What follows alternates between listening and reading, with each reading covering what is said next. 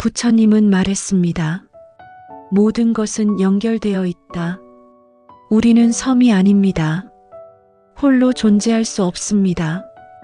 역설적으로 가장 큰 행복도 관계에서 오고 가장 큰 고통도 관계에서 옵니다. 하버드 대학의 80년 종단 연구가 이를 증명합니다. 행복한 삶의 가장 큰 요인은 무엇이었을까요? 돈, 명예, 건강? 아닙니다. 좋은 인간관계였습니다. 하지만 현대인은 관계에서 고통받습니다. 가족 간 갈등, 직장 내 스트레스, 친구 간 배신, 연인 간 오해, 그리고 가장 고통스러운 것은 외로움이라는 현대병. WHO는 외로움을 신종 전염병이라고 선언했습니다. 통계를 보면 한국 1인 가구 비율 40% 돌파, 성인 10명 중 7명 외롭다 응답, SNS 친구는 많지만 진짜 친구는 없음. 우리는 역사상 가장 연결된 시대를 살지만 가장 외로운 시대를 삽니다. 부처님이라면 뭐라고 했을까요? 좋은 법과 나쁜 법.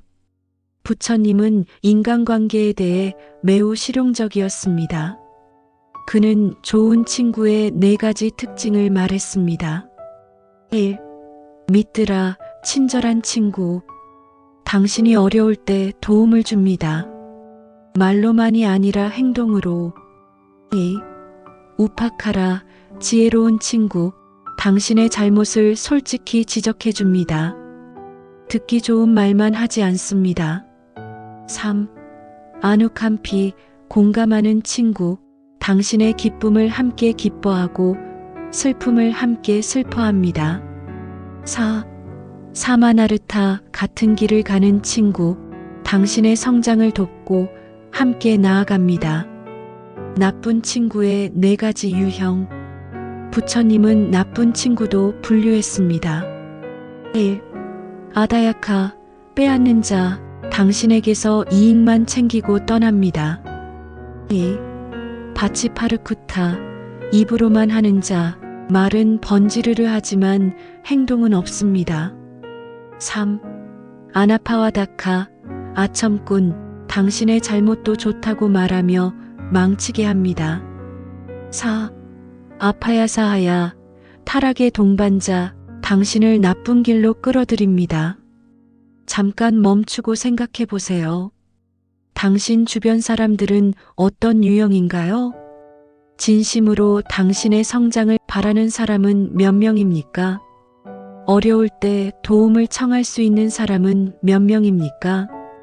당신의 잘못을 솔직히 말해주는 사람은 몇 명입니까? 함께 있으면 에너지가 소진되는 사람은 몇 명입니까? 숫자가 적다면 걱정하지 마세요. 질이 양보다 중요합니다. 진짜 친구 한 명이 피상적인 관계 100개보다 낫습니다. 혼자 있는 용기. 부처님의 혁명적 가르침이 있습니다. 어리석은 자와 함께 가느니 차라리 혼자 가는 것이 낫다. 현대인은 이것을 가장 두려워합니다. 혼자 있는 것. 그래서 나쁜 관계에도 매달립니다. 학대하는 연인을 떠나지 못함. 독성 있는 친구와 계속 어울림. 착취하는 직장을 떠나지 못함. 왜? 외로움이 두렵기 때문입니다. 하지만 진실은 이겁니다.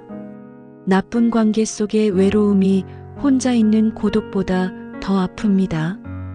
고독과 외로움의 차이. 외로움은 타인이 그리운 것, 부정적 감정. 고독은 자신과 함께 있는 능력, 긍정적 선택. 혼자 있을 줄 아는 사람만이 진정으로 함께할 수 있습니다. 왜? 상대에게 의존하지 않기 때문입니다. 철학자 쇼펜하우어는 말했습니다. 홀로 있을 수 없는 자는 자유로울 수 없다. 실전으로 먼저 독성 관계에서 벗어나기. 1단계 인식. 이 관계는 나에게 독이 된다를 인정합니다. 2단계 경계. 만나는 빈도를 줄입니다.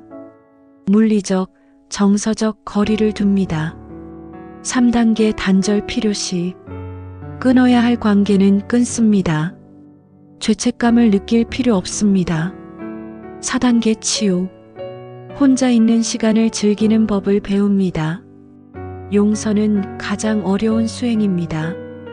이제 가장 힘든 주제입니다. 용서. 누군가 당신을 깊이 상처 입혔습니다. 배신했습니다. 거짓말했습니다. 학대했습니다. 이런 사람을 어떻게 용서합니까?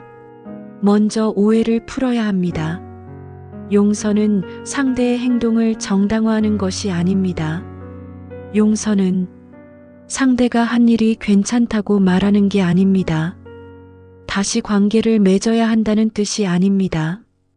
약하다는 표시가 아닙니다. 용서는 나를 위한 것이다. 부처님은 말했습니다. 미움을 품는 것은 뜨거운 숯을 쥐고 있는 것과 같다. 타는 것은 자신이다. 당신이 누군가를 미워하는 동안 그 사람은 편히 잠들고 있습니다. 당신은 밤새 뒤척입니다. 그 사람은 행복하게 살고 있습니다. 당신은 과거에 갇혀 있습니다. 용서는 상대를 위한 선물이 아닙니다. 자신을 위한 해방입니다. 용서의 4단계. 1단계 상처 인정. 나는 상처받았다를 인정합니다. 회피하지 않습니다. 2단계 감정 표현. 화, 슬픔, 배신감을 느낍니다. 억누르지 않습니다. 3단계 이해 시도. 왜 그랬을까? 를 생각합니다. 정당화가 아닌 이해. 4단계 놓아주기. 이것이 더 이상 나를 묶어두지 못하게 하겠다 결정합니다. 실전 용서 명상. 조용한 곳에 앉습니다. 눈을 감습니다. 당신을 상처 입힌 사람을 떠올립니다. 처음에는 분노가 치밀 겁니다. 괜찮습니다. 그리고 천천히 말합니다. 당신도 고통받고 있었겠죠. 당신도 완벽하지 않았겠죠. 당신도 나처럼 평화를 원했겠죠. 나는 이 상처를 더 이상 붙들고 있지 않겠습니다. 나 자신을 위해 나는 당신을 용서합니다. 처음에는 거짓말처럼 느껴집니다. 하지만 반복하세요. 매일 변화가 일어납니다. 자신을 용서하기. 가장 어려운 용서는 자신에 대한 용서입니다. 과거의 실수, 잘못된 선택, 상처 준 말들. 우리는 자신을 끊임없이 심판합니다. 부처님은 말했습니다. 자신을 사랑하는 사람은 다른 사람을 해치지 않는다. 자기 용서의 단계. 인간임을 받아들임. 완벽한 사람은 없습니다. 실수는 인간의 조건입니다. 배움 찾기. 이 경험에서 무엇을 배웠는가? 자비 베풀기. 친한 친구에게 하듯 자신에게 말합니다. 앞으로 나아가기. 과거에 머물지 않고 현재를 삽니다. 경청은 관계의 핵심입니다. 부처님의 가르침 중 덜 알려진 것이 있습니다. 정청, 올바른 듣기. 우리는 듣는 척하지만 사실은 다음에 할 말을 생각합니다. 진짜 듣기는 다릅니다. 진짜 듣기의 요소. 온전히 그 자리에 있습니다. 끼어들지 않습니다. 이해하려 노력합니다. 옳고 그름을 판단하지 않습니다. 상대의 경험을 인정합니다. 이러한 것을 바탕으로 친한 사람과 해보세요. 5분간 상대방이 말합니다. 당신은 듣기만 합니다. 조언도 평가도 질문도 하지 않습니다. 그냥 듣습니다. 5분 후 역할을 바꿉니다. 어떤가요? 놀랍도록 깊은 연결을 느낄 겁니다. 진짜 듣기는 가장 큰 선물입니다. 말의 힘, 정어. 부처님은 말의 중요성을 강조했습니다. 말은 검보다 깊이 찌를 수 있습니다. 피해야 할 4가지 말. 거짓말은 신뢰를 파괴합니다. 이간질은 관계를 갈라놓습니다. 거친 말은 상처를 줍니다.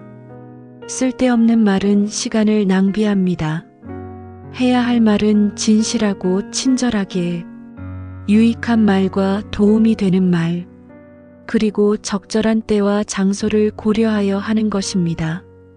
침묵의 가치. 때로는 말하지 않는 것이 최선입니다. 화가 났을 때, 확실하지 않을 때, 말이 도움이 안 될 때, 침묵이 더 강력할 때, 부처님도 때로는 침묵으로 답했습니다. 침묵도 하나의 대답입니다. 갈등은 피할 수 없습니다. 중요한 것은 어떻게 다루느냐입니다. 부처님의 갈등 해결 원칙. 즉각 반응하지 말기. 화가 났을 때는 입을 다물고 호흡합니다. 상대 입장 이해하기. 저 사람은 왜 저렇게 행동할까? 공통점 찾기. 우리 모두 평화를 원한다. 해결책 함께 찾기. 이기고 지는 게 아니라 함께 이깁니다. 사랑과 집착의 차이. 마지막으로 가장 혼란스러운 주제. 사랑과 집착. 집착은 소유하려 합니다. 통제하려 합니다. 변화를 두려워합니다. 조건적입니다. 내가 무언가를 하면 사랑해. 사랑은 자유를 줍니다. 존중합니다. 변화를 받아들입니다. 무조건적입니다. 있는 그대로의 너. 진짜 사랑은 상대의 행복을 바랍니다. 설령 그것이 나를 떠나는 것이더라도. 관계의 무상함. 부처님의 핵심 가르침 중 하나가 무상입니다. 모든 것은 변합니다. 사람도 변합니다. 관계도 변합니다. 이것을 받아들일 때 집착에서 벗어납니다. 영원한 관계는 없습니다. 사람은 변합니다. 이별은 자연스러운 것입니다. 죽음도 삶의 일부입니다. 이것을 슬퍼할 필요는 없습니다. 오히려 지금 이 순간을 더 소중히 여기게 됩니다. 감사의 실천. 관계를 개선하는 가장 강력한 도구는 감사입니다. 매일 밤 오늘 만난 사람들을 떠올리며 오늘 누구누구가 나를 웃게 해줬다. 오늘 누구누구가 나를 도와줬다. 오늘 누구의 존재가 고마웠다. 그리고 가능하면 그들에게 직접 말하세요. 고마워. 내가 있어서 다행이야. 당신이 바뀌면 관계가 바뀐다. 마지막으로 가장 중요한 진리. 당신은 타인을 바꿀 수 없습니다. 오직 자신만 바꿀 수 있습니다. 하지만 신기한 일이 일어납니다. 당신이 바뀌면 관계도 바뀝니다. 당신이 더 평화로워지면 사람들이 당신 주변에서 편안해합니다. 갈등이 줄어듭니다. 좋은 사람들이 모여듭니다. 당신이 먼저 자비를 베풀면 상대도 자비롭게 됩니다. 선순환이 시작됩니다.